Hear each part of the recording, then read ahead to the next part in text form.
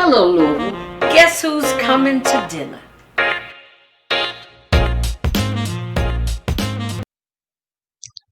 Hello, Louisville.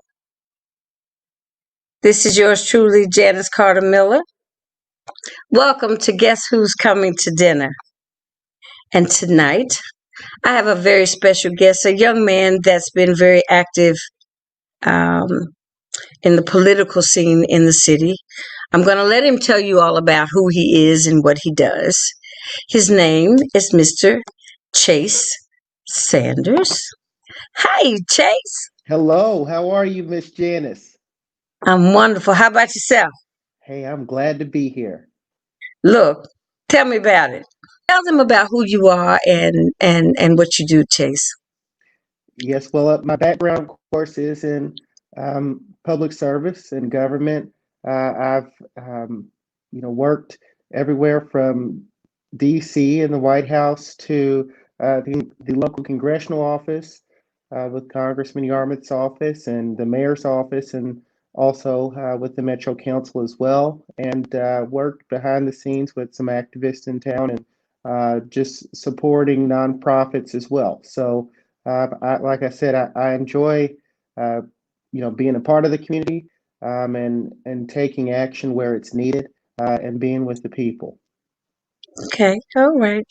So now, one reason that I wanted to have you on is because you're a young man, and I need to get, that youthful perspective about racism, how you view it now. Now, you say you are in that age realm of being what is called a millennial.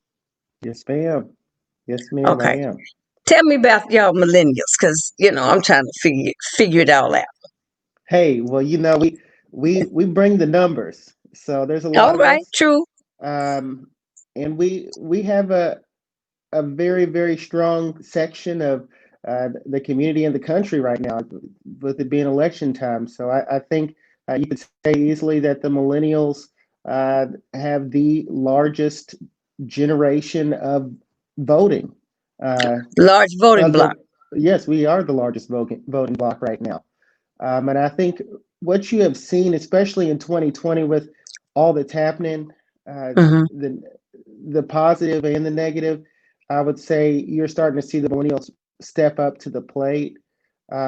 We've always, I think, been that internet generation, that gotta have it now generation. Sometimes I think it gets a bad spin put on it that we're impatient, but you're starting to see now that we show up when it matters. And you talk about racism and the activism that has come as of the latest, I guess, Hmm. unfortunate circumstances with Breonna Taylor and George Floyd. The millennials have really, really taken charge. You see them out in droves, regardless of race, ethnicity. True. Um, we are very active, and we work together. We work together very well. Tell me this. What is it with the want it now? You want instant gratification. I That's guess right. that's what you'd say. Yes. And so what do you think is the motivating source behind that? We grew up, and I think you can, as you take a quick look back, and being a 90s kid myself, um, we were used to having the internet in our homes. We were that first generation. We were the True. first Okay. generation where everyone was encouraged, or we were trying to get on the right track to have computers in the homes growing up, or in schools being exposed to them. Um, so with that advancement in technology, being able to have it now, you talk about Amazon being the largest company in the world, and the most impactful company in many aspects right now, where you can order something one day and have it on your front door the next day. We've just grown accustomed to that. That's the environment that we've grown in. And I think, uh, like I said before, it's sort of given a bad label Okay. to my generation in the past, but I think now that's actually something that's positive, because we are in a time where we need to see positive action. We need to see change, and we want to see it now. Yeah. That's how my generation is. From what you've seen going on in the city, Chase, what's your take on what's happening, where we are, and how can we get to another place, a better place Hmm. with Well, racism? right, you know, as far as what's happened in the city, um, unfortunately, with the death of Breonna Taylor, the murder really of Breonna Taylor, it's a sad circumstance, and of course, it's gone on for generations. It's I think it came to a precipice at the moment that it did because of the coronavirus and uh, the economy being shut down for a while there and everyone sort of not having any other news going on. But I will say that with where we are now at this juncture in our community, um, we need to take major steps in a positive direction, like you said. We currently, I will say, I read that the mayor, for instance, he just uh, agreed to a new contract with the police, the Fraternal Order of Police. And Hmm. I would say, I don't think that that's major change. That's not what we're looking for. We're not looking just for the mayor to pay, for instance, police officers to live in certain communities, a couple extra $1,000. We're looking for change as far as how the police treat us and Right. respect us.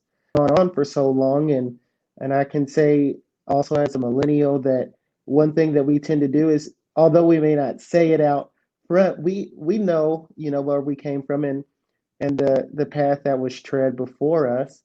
And that we know that this disrespect from the police has gone on for too long. Um, I think another aspect as millennial that we bring to the table is we're not afraid to say what's on our minds, and we're starting to see that, True that. you know, and Yeah. we're acting on that now. And we just really have to be able to have a seat at the table when decisions are made, uh, that concern the safety and well-being of our people and of our community as a whole. Thank you for joining us for dinner. Well, thank you for having me as always, and I appreciate it, and I will be back soon. Thank you, darling. Take care. Well, that was Mr. Chase Sanders, and we're going to continue to try to find some solutions. Tonight, I guess we just touched on the fact that maybe um, we can have a conversation, that there needs to be a conversation with the police department about what their role is going to be, what the changes are going to be in the police department. But that's just one of the areas where we are faced with uh, racist policies, racist behavior. And on that note, I'd like to say thank you for joining me and stay tuned for part 2. Ciao.